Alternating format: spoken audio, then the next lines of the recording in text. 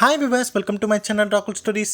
நம்ம இன்னைக்கு இந்த வீடியோவில் எந்த படத்தை பற்றின ரிவ்யூ பார்க்க போகிறோம் அப்படின்னா, நம்ம விஜய் சேதுபதி, யோகி பாபு, ருக்மணி வசந்த் அப்படின்னு சொல்லிட்டு பல பேர் நடித்து வெளியே வந்திருக்கிற படம் தான் ஏஸ். இந்த படம் இப்போ தியேட்டர்ஸில் வெற்றிகரமாக இருக்கு. ஸோ இந்த படத்தை பற்றின ஒரு ஷார்ட் ரிவ்யூ தாங்க பார்க்க போகிறோம். வாங்க வீடியோக்குள்ளே போகலாம். இந்த படத்தோட ஒன்லைன் ஸ்டோரி என்னன்னு பார்த்தீங்க அப்படின்னா, இந்த படத்தோட ஸ்டார்டிங்கில் யோகி பாபு வந்து ஒரு நபரை வந்து கூப்பிடலாம் அப்படின்னு சொல்லிட்டு போகிறாரு. ஸோ போனதுக்கப்புறம் பார்த்திங்கன்னா நம்ம விஜய் சேதுபதி தான் இருக்கார்.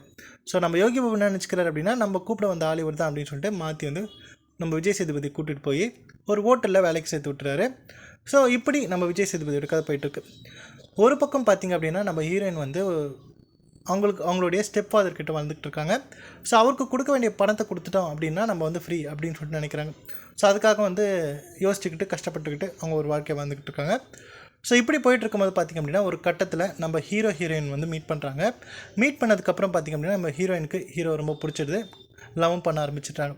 ஸோ அப்படி லவ் பண்ண ஆரம்பித்ததுக்கப்புறம் நம்ம ஹீரோயின் நினைக்கிறார் அப்படின்னா, நம்ம ஹீரோயின் கொடுக்க வேண்டிய பணத்தை நம்மளே ரெடி பண்ணி கொடுத்தா என்ன அப்படின்னு சொல்லிட்டு இவர் வந்து ஒரு விஷயம் பண்ணுறாரு. ஒரு களத்தில் இறங்கி ஒரு சில விஷயங்கள் பண்ணுறாரு. அதுக்கப்புறம் என்ன மாதிரியான சம்பவங்கள் ஆச்சு அப்படிங்கிறது அந்த படத்தோட மீதி கதை. ஸோ என்னை பொறுத்த வரைக்கும் பார்த்திங்க அப்படின்னா, இந்த படம் ஒரு சூப்பரான ஒரு படம் அப்படின்னு தான் சொல்லுவேன். யோகி பாபு கண்டிப்பாக சொல்லணும், இந்த படத்தில் உண்மையாக வந்து காமெடி பண்ணியிருக்காரு அப்படின்னு தான் சொல்லணும். ஏன்னா சமீப காலங்களாக பார்த்திங்கன்னா அவரோட படங்களில் அவர் காமெடின்னு சொல்லிட்டு ஏதோ ஒரு விஷயம் பண்ணுறாரு, பட் யாருக்குமே சிரிப்பு வரல. பட் இந்த படத்தில் ஒரு சில இடங்களில் வந்து உண்மையாகவே காமெடி பண்ணியிருக்காரு. ரொம்ப சிரிப்பாகவே இருக்குது.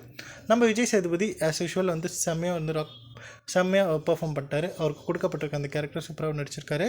நம்ம ருக்மணி வசந்தமே அவங்களுக்கான அந்த கேரக்டர் சூப்பராக பண்ணியிருக்காங்க. இவங்க மட்டும் இல்லை, இந்த படத்தில் நடித்த அத்தனை கேரக்டர்ஸுமே அவங்களுக்கு கொடுக்கப்பட்டிருக்க அந்த கேரக்டர் சூப்பராகவே பண்ணியிருக்காங்க அப்படின்லாம் சொன்னால்.